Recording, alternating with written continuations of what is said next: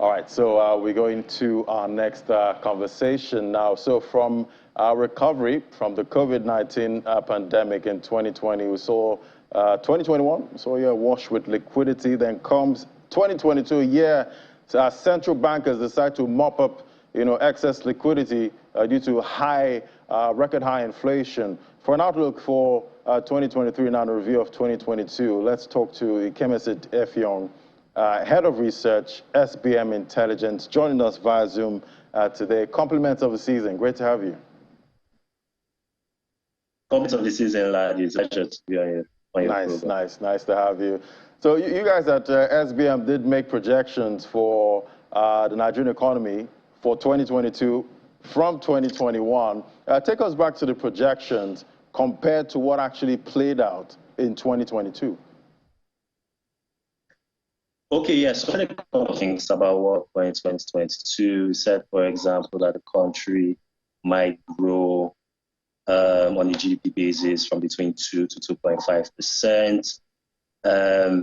For the full year, it looks like we may just about hit those numbers for the year, even though security challenges lead up to the elections, and the fact that that has put a dampener on economic activity, and also thoughts that bring off a lot of Nigeria's cultural production as well as insecurity actually affected the numbers. But it looks like we just about hit it. The World Bank and the IMF are also predicting a low 2% growth trajectory in the country for the year. So it looks like we may just be about that. We missed a bit on oil price. We thought oil prices was within a $75 to $85 barrel. The average for the year so far has been around $103.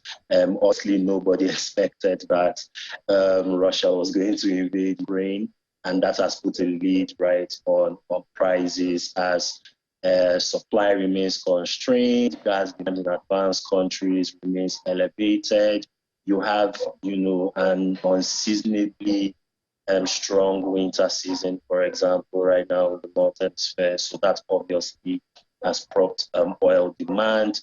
We had made projections that public debt and our debt service to GDP ratio was going to be pretty high for the year, and that has generally held up.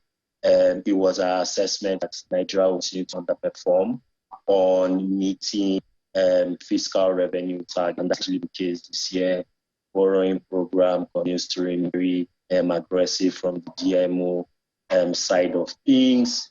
Not that I was going to get devalued. That happened in January. Our number was for 450 naira, right, at the official market. It's remained within that 440 to 440 naira band.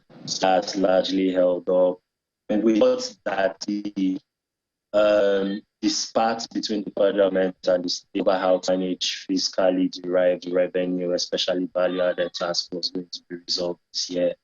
That hasn't happened yet, at least as at the time of this conversation.